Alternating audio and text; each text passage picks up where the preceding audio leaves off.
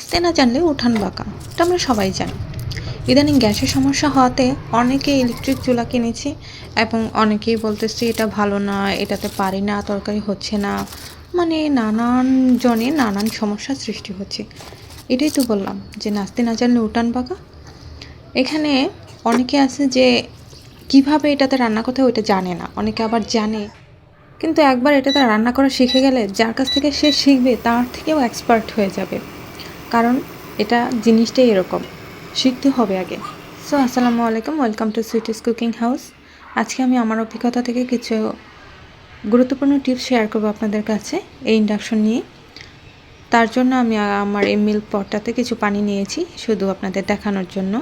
এখানে দেখুন আমি পাওয়ার অপশন একটা টিপ দিয়ে নিলাম। এখন ফাংশন এক এক করে দিব। ফাংশনের প্রথমে আমি পানির জন্য এখানে হটপট, যেটা এই ফাংশন টিপ দিলে হটপটের মধ্যে লাইন চলে যাবে, লাল বাতি জ্বলবে, দেখবেন আপনারা।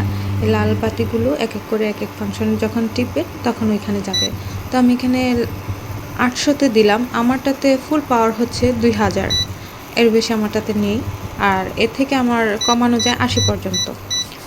তো আমি এখানে দিলাম, দেখুন একদম 80-তে চলে গেছে। এখানে যখন 80-তে দিব তখন একটু থেমে থেমে চলবে, 100-তে দিলেও একটু থেমে থেমে চলবে, 120-এ দিলে কখনো রানিং যাবে, কখনো আবার থেমে যাবে যখন ওভারহিট হয়ে যাবে পাত্রটা। এটা ভারী তো ওভারহিট হবে না। তো এখানে দুইটা ফাংশন আছে ডান সাইডে, স্টির ফ্রাই অ্যান্ড ফ্রাই।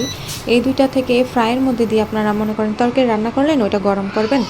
তো এই হটপটে না দিয়ে পাওয়ার অযথা 200-500-র মধ্যে না দিয়ে স্টির ফ্রাই দিয়ে 240-এ যদি আপনারা তরকারি গরম করেন তাহলে খুব সুন্দর মতো এটা গরম হবে, খুব দ্রুত তাপে এটা জ্বলে যাবে না। আর হচ্ছে স্টির ফ্রাই অ্যান্ড ফ্রাইয়ের মধ্যে আপনারা কিন্তু ওই কেক বেক করতে পারবেন। এখানে টাইমার আছে, লক আছে। এই টাইমার অ্যান্ড লক কিন্তু সেট করা যায়।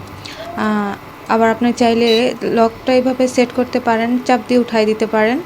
যখন আপনি এটা লক করবেন তখন অফ বাটন ছাড়া আর কোনোটাতে চাপ মানে কাজ করবে না তখন। আর টাইমারে 10 থেকে শুরু করে আপনার মানে প্রথমে 10 আসবে, কিন্তু এটা আপনি চাইলে যতটুকু ইচ্ছে ততটুকু বাড়াতে পারবেন, এ থেকে যতটুকু ইচ্ছে ততটুকু কমিয়ে নিতে পারবেন।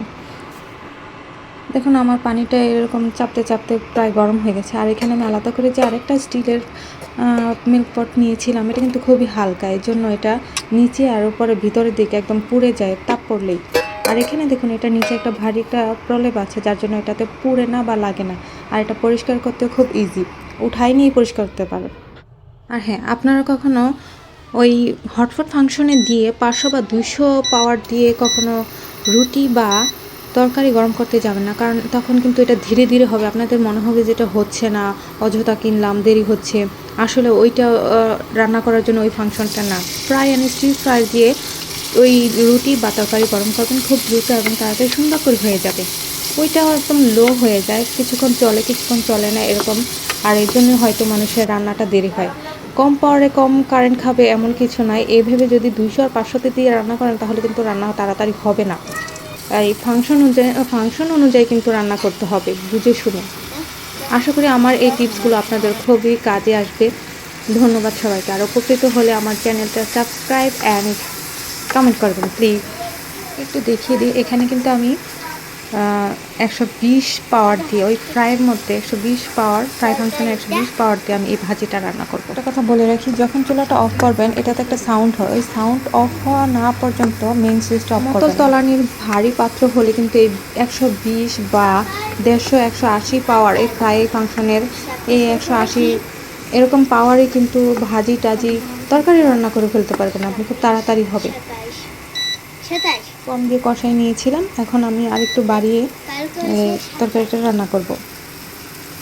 দেখুন এখন আমি এখানে 210-এ দিয়ে এই ভাজিটা রান্না করব। তো যখন অফ করবেন এখানে একটা সাউন্ড থাকবে, ওই সাউন্ড অফ হওয়া না পর্যন্ত